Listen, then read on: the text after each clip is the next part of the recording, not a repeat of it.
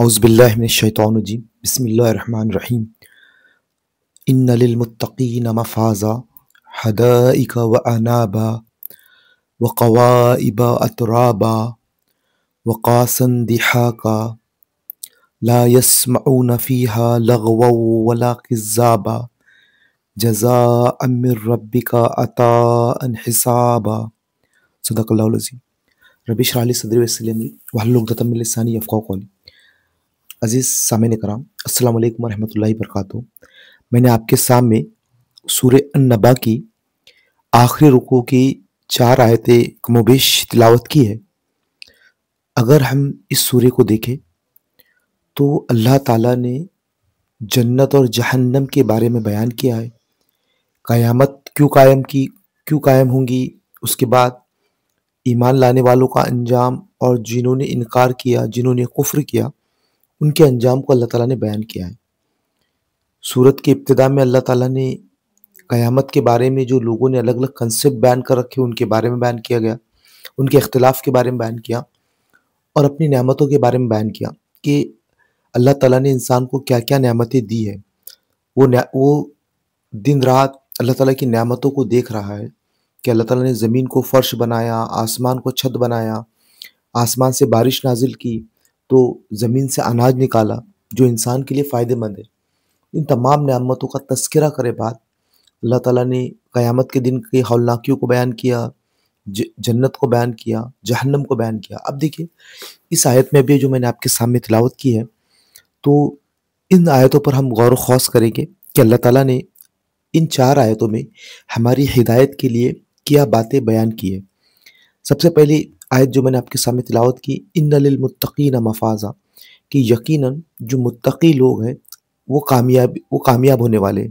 یہ کامیابی جن کو ملنے والی ہے متقی لوگ ہیں۔ یقیناً متقی لوگ ہی کامیابی میں ہوں گے، جن کو کامیابی ملنے والی ہے متقی لوگ ہیں۔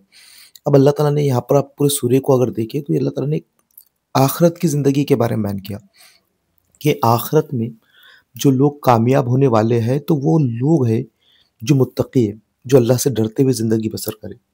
آپ دیکھیے کہ قرآن کا ہم اگر مطالعہ کریں تو قرآن پر ہم جہاں پر بھی دیکھیں گے نا تو ہم کو یہ بات ملتی ہے کہ اللہ تعالیٰ نے ان لوگوں کو کامیاب قرار دیا ہے جو اللہ تعالیٰ سے ڈرتے ہوئے زندگی بسر کریں گے، اللہ تعالیٰ کا خوف کریں گے، یعنی اپنی زندگی کا جائزہ لیں گے کہ کہیں میں ایسا کام تو نہیں کر رہا ہوں کہ جس کی وجہ سے میرا رب مجھ سے ناراض ہو جائے۔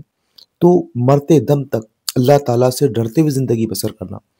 قرآن کا آخرت میں کامیابی کا اصول، دنیا میں کامیابی کا اصول یہ ہے کہ اللہ سے ڈرتے ہوئے زندگی بسر کی جائے، اللہ کا تقوی اختیار کرتے ہوئے زندگی بسر کی جائے۔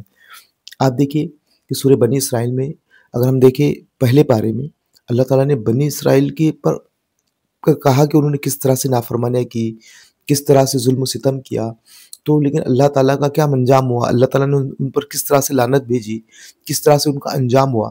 لیکن اللہ تعالیٰ نے ان کے بارے میں کہا کہ اگر یہ لوگ بھی ایمان لاتے اور پرہیزگاری اختیار کرتے، اللہ کا خوف اختیار کرتے، تو اللہ تعالیٰ کے پاس ضرور بہترین ٹھکانہ پاتے۔ یعنی انسان اگر گناہ گار ہے اور وہ اللہ تعالیٰ کی طرف پلٹ آئے، اللہ تعالیٰ کا خوف کھائے، تو اللہ تعالیٰ اس کو بہترین انجام سے نوازنے والا ہے، بہترین صلہ اس کو ملنے والا ہے۔ تو قرآن کا اصول، قرآن کا رول کہ جو لوگ اللہ سے ڈرتے ہوئے زندگی بسر کریں گے اللہ تعالیٰ ان کو دنیا و آخرت میں کامیابی عطا کرے گا۔ ان للمتقین مفازا حدائق وعنابا، اب دیکھیں کہ ان کے لیے باغات ہوں گے انگور اور کھجوروں کے۔ اللہ تعالیٰ نے جنت کا ایک نعمتوں کا تذکرہ کیا کہ حدائق وعنابا، کہ ان کے لیے باغات ہوں گے کھجوروں کے اور انگوروں کے۔ آپ دیکھیں کہ عرب میں جو باغات جو بہت بہترین مانے جاتے تھے تو کھجور کے تو باغات تھے، لیکن اس کے ابتدائی سروں پر یعنی کئی سروں پر انگور بھی لگا دیے جائے تو باغ بہت ہی اعلیٰ مانا جاتا تھا کہ کھجور کے باغات بھی ہے اور ساتھ میں انگور کے بھی باغات ہیں۔ تو اللہ تعالیٰ جنت کے بارے میں کہہ رہے ہیں یعنی کہ عرب کی سوچ کے مطابق، اس وقت کی سوچ کے مطابق کہ اللہ تعالیٰ ان کو کھجور کے باغات عطا کریں گا۔ اور یہ بھی بہت بڑی بات ہے کہ یہ جو باغات ملنے والے ہیں، یہ کھجور کے اور یہ انگور کے باغات جو ملنے والے یہ ہمیشگی کے لیے کبھی نہ ختم ہونے والے ہیں۔ جس طرح سے آپ دیکھیے کہ اللہ تعالیٰ بارش برسائیں گا تو زمین پر فصل اگیں گی، لیکن قیامت میں، آخرت میں، جنت میں جو باغات ہوں گے یہ ہمیشہ ہوں گے۔ ان کو اس وقت نہ کوئی بارش کی ضرورت ہوگی بلکہ اللہ کے حکم سے وہ وہاں پر جس طرح سے ہمیشگی کی زندگی ہے تو درخت جو ہوں گے، یا جو باغات ہوں گے وہ ہر وقت سرسبز و شاداب رہنے والے ہیں۔ تو اللہ تعالیٰ نے کہا کہ حدائق و انابا، کہ ان کے لیے کھجور اور انگور کے باغات ہیں، وہ قوائب ترابا، اور ان کے لیے ہم عمر بیویاں، ہم عمر لڑکیاں۔ آپ دیکھیں کہ اللہ تعالیٰ نے یہاں پر جنتیوں کے بیویوں کا تذکرہ کیا، عورتوں کا تذکرہ کیا کہ اللہ تعالیٰ ان کو جو بیویاں عطا کرے گا تو ان کے ہم عمر ہوں گی۔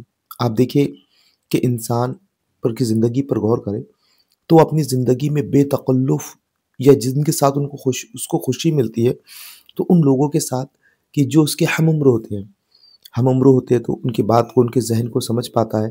تو اللہ تعالیٰ جنتیوں کو جو بیویاں عطا کرنے والا ہے تو وہ ایسی ہوں گی جس کے وہ ان کے ہم عمر ہوں گی، وہ قوائب اترابا و قاسن دہا کا، اور جھلکتے ہوئے جام۔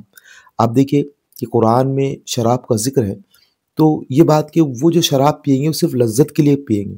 سورہ دہر میں اللہ تعالیٰ نے بیان فرمایا کہ جس کو پی کر نہ انسان کے عقل میں فطور آئے گا نہ اس کے ذہن میں کوئی خرابی واقع ہوں گی۔ تو ایک خالصتاً شراب، ایک پاکیزہ شراب جنتیوں کو دی جائے گی۔ وہ قاسن دیہا کا لا یسمعون فیہا لغوا ولا کذابا، وہاں کوئی وہ بیہودہ بات اور لغو بات نہیں سنیں گے۔ آپ دیکھیں کہ انسان جنت کی صفتوں میں سے ایک صفت یہ ہے کہ انسان جنت میں کوئی بیہودہ اور لغو بات نہیں سنے گا۔ آپ دیکھیں کہ انسان کتنے ہی معاشرے، بڑے سے بچے سے اچھے معاشرے میں رہ جائے، کہیں پر بھی وہ چلے جائے، لیکن ہوتا یہ ہے کہ اسے کوئی نہ کوئی ایسی بات سننے میں آتی ہے جس کی وجہ سے اس کو ٹھیس پہنچتی ہے۔